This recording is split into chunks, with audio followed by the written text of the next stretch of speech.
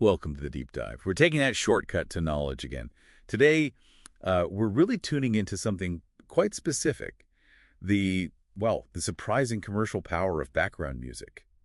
In shops and restaurants. Right. And how data is actually driving customer behavior. It's fascinating stuff. It really is. And we're also going to unpack let's say, the legal hurdles businesses face just to play it right. Yeah, that legal side is often overlooked, but maybe start with the science, because it's not just about making a place feel nice. Good point. It's psychoacoustics, right? Shaping how people act. Exactly. Psychoacoustics. And the data we looked at, it throws up some really counterintuitive things about tempo, like slow music in a cafe. Yeah, get this. It apparently boosted how long people stayed and how much they spent by about 15%. 15%. Just from slowing down the music. But then you flip it. Think fast casual dining where you want people moving through. Right, quicker turnover. So they used faster music, and boom, turnover went up. And interestingly, average tip size also increased by 18%. 18%. Okay, so the music isn't just background noise. It's a very deliberate tool. It's a calculated marketing input, really controlling the flow, the pace of the customer's experience. Okay, that makes perfect sense from a business perspective. But like you said, there's the legal side. You can't just play whatever you want from your phone, right? Absolutely not. Not for public performance. That's where copyright law comes in. The source mentioned Malaysia's Copyright Act 1987 specifically, which mandates licenses. Right, licensing. Sounds straightforward enough, maybe. One license. Well, that's the headache. It's usually not just one. Typically, a business needs to get approvals and pay annual fees to 3 separate bodies, these collective management organizations, or CMOs. Wait, hold on. 3. Why 3 different ones? It seems complicated, I know, but you're licensing different rights. So first, there's the song itself, the composition, the notes and lyrics. That goes to an organization like MACP, representing composers and lyricists. So one down. Then there's the actual recording you hear, the master track. That right belongs to the record label, managed by, say, PPM. All right, number 2. So what's the third? The performers, Yeah. the singers, the musicians who played on that specific recording.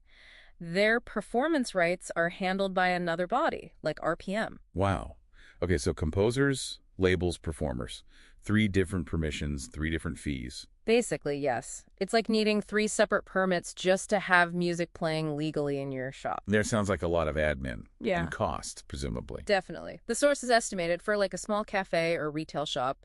You could be looking at anywhere from maybe RM 800 up to RM 2500 per year, just in those fees. That's significant for a small business. Yeah. So is there a way around managing 3 different entities? Well, that's where the source material brought up this idea of an independent music entity, an IME, something like musixmusix was mentioned as an example. An IME. Okay, what does that do differently? It acts as a sort of all-in-one solution. You subscribe to the IME service. And they handle all the rights. Yeah. Composition, recording, performance. Exactly. One subscription, one fee, and it covers everything.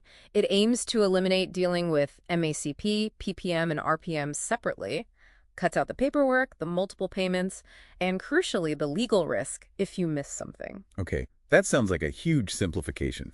A game changer for business owners. It really seems like it. And connecting back to the science, these services often emphasize their curated playlists. Right, not just random tracks, but playlists designed using those psychoacoustic principles we talked about. Precisely. Tailored to shape mood, fit the brand. And they boast huge libraries, like over 100,000 tracks, apparently. So lots of choice, but scientifically organized.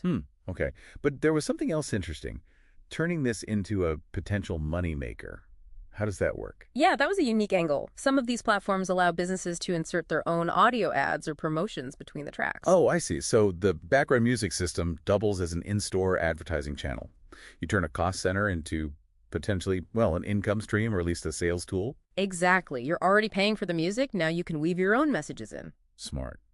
And what about the cost for these IME services? Are they comparable to the combined CMO fees?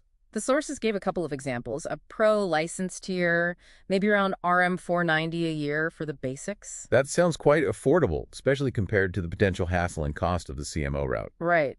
And then a premium tier, closer to RM 1500 a year, which added things like more customized playlists, maybe even integrated video players for digital screens. Okay, so different levels depending on the business's needs. Yeah. So the big takeaway for you, listening, is that sound in a commercial space isn't just fluff. It's a targeted tool. grounded in science. And understanding how to use it legally, navigating that licensing world is actually critical operational knowledge now. It's moved beyond just picking songs you like. Definitely. It's about risk management and potentially even revenue. Which brings us to a final thought to leave you with. We've talked about a single cafe or shop, but imagine a much larger space. Think about a big shopping mall, or maybe a hotel with different areas, the lobby, the restaurant, the spa. Right, needing completely different moods, different music in each zone. Exactly. If you need, say, 3 different music moods across 3 zones, and each zone might need its own managed account or playlist. Ah, okay. How quickly does that complexity scale up? Both operationally, managing it all, and financially. Precisely. Sound isn't just decoration anymore. At scale, it becomes a significant logistical and financial puzzle to solve, something to think about.